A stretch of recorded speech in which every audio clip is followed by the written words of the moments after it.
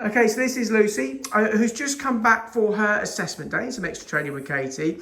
So Lucy, you trained just over a year ago now, Yes. didn't you? And you were in a bit of a different situation than Yes. some. So you were actually just in your last year of studying midwifery. Midwifery, yeah. So what happened there? You decided you were 3 years in, or was it 3 years in? 3 years, And you were like, do you know what? I'm not sure if this is for me. Yeah, I just thought like you do a lot of hands-on experience, and I knew from that like it was putting a big restriction on my life. Yeah. I couldn't manage my own time. I was missing family events.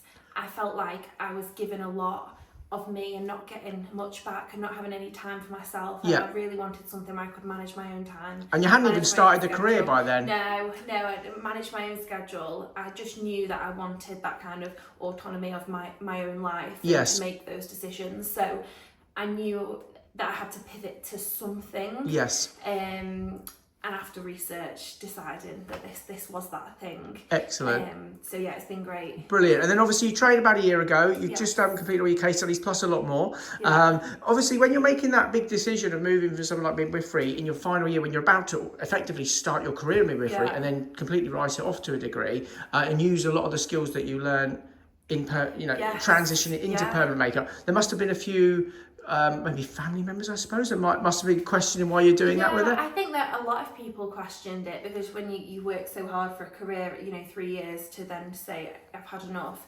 it does raise questions with people. Yeah. But I think you've got to follow your heart and what you want, and there's Yeah. only so much you can compromise your life. Yeah. And I wanted something that I could positively invest into that I got stuff back from too. Yeah. And weirdly enough, although maybe not at face value, it seems that there are so many transferable skills that are from both professions.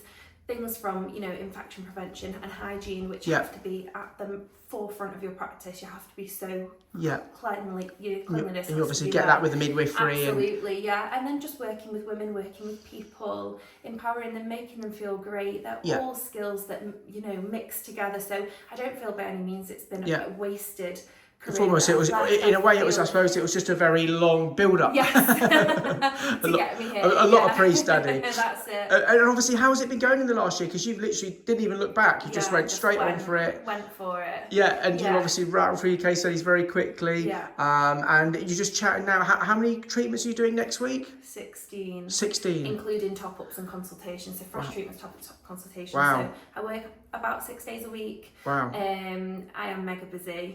I try and have a good balance of each week of enough consultations that's setting work up. Yeah. Enough fresh treatments to Yeah. obviously get your income in, and then you obviously have got top-ups from Yeah. previous weeks that Yeah. you've got to fit in. So kind of all those combined and keep it Wow. rolling week to So week. 16, that's going to keep you busy. And then obviously we've just been chatting about, you were just saying about how, just a few suggestions on how to get customers to be loyal to yourself. And obviously you do a great job. You've been doing great, some great feedback. And we were just discussing the fact that, you've got 16 treatments in next week, but now you're coming up to your year. Yeah. Everyone's due their yearly annual boost. So go back to the hundreds you've done. Got to fit them in as well. And you've got to fit all those in as well. Yes. So you can see how it sort of snowballs, and it's only been 12 months. Yeah, massively. I mean, it does take a great amount of work and dedication. There's as much that goes on behind the business as in the front of On the that side of things, where are you actually working from at the moment? Are you working from home? At home, I've got, we converted our garage. It's a little home studio. It's perfect. It's pink. It's very me. It brings me so much joy to be there. So it's just me in there. It's really private, really personal experience. That I've managed to create magic in that. Wow. And sort of Katie's influence rubbed off on you with sort of how she treats customers? Massively, yeah. She said to me, I remember saying, well, you've got to roll out the red carpet. You've got to make people feel special. You've got to, have they got a birthday coming up, remember it. Try and do something for them, make them smile, make them an experience, and that is so important. It's more than the eyebrows, it's more than the makeup. Yeah. You've got to make them feel great and feel listened to.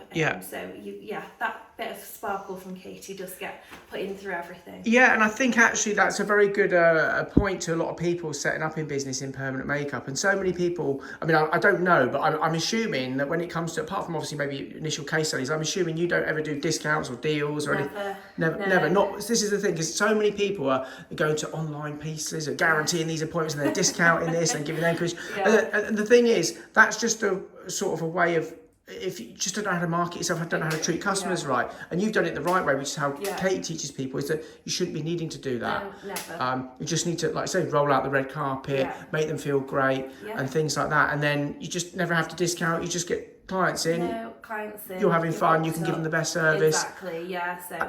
And on that note, actually, obviously, you've got like 16 treatments in next week. You're doing lots and lots of regular clients all the time.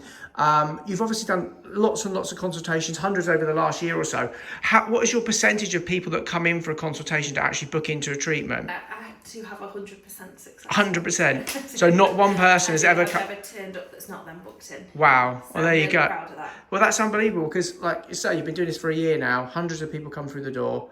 Every single one that's come in with you, that's seen you, met you, seen the thing you've created, seen, I guess, also seen where you've trained and everything else as well. Absolutely, all adds to it. Yeah. All adds, and you've created the whole package and the whole thing, and then the customers literally they can't say no. Yeah, that's it. It's a no-brainer, and I think when you create such a lovely, warm environment, you've done the appropriate training. Yeah.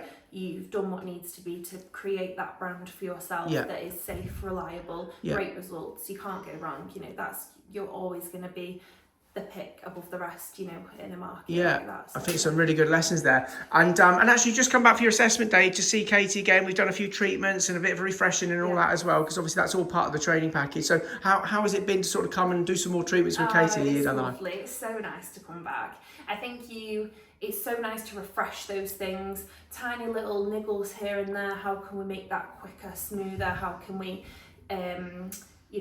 slightly different stretches on the skin, those fine-tuning those processes that makes it better for the client and easier for me ultimately. So that's the dream. It's been great. It's been really useful. Brilliant. And then obviously you'll be able to go back now, take some of those refreshed skills back into play, and use some of the things Kate's been chatting to you about and what we've been doing about getting your existing clients back, as well as booking all the, as long as you can fit them in, obviously. Sounds like you can have a bit of a wait. Yeah. Brilliant. Well, it's been great to have you here, Lucy, and we'll look forward to seeing. Oh, actually, on top of that, we haven't even mentioned you've been also shortlisted for awards and stuff. Yeah. You got. Sorry, almost completely forgot that. I'm sure you sent us messages, and you've got like what are you shortlisted for? So it's the Hair and Beauty Awards. National Hair and Beauty Awards. And it's Permanent Makeup Artist of the Year and Best Brows. So wow. I'm really thrilled at that. So you're up for 2025, two massive big awards at the National Hair and Beauty Awards, and you've literally only been doing it just over a year. Yeah. Wow. Yeah. Well, there you go. Hard work. Like I say, it's a good video for technicians that are thinking about why they're struggling, or if they are struggling, or if they're discounting or anything like that.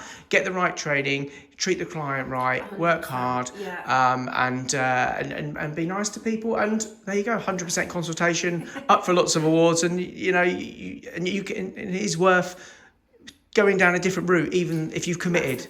Massively. Even if you're committed to something else, nothing's wasted. When I'm young, it's never too late. Always time to chase something that you want for you in your life. So yeah, you've got to do it. Brilliant. Good to see you, Lucy. Thank you. Take care. Bye.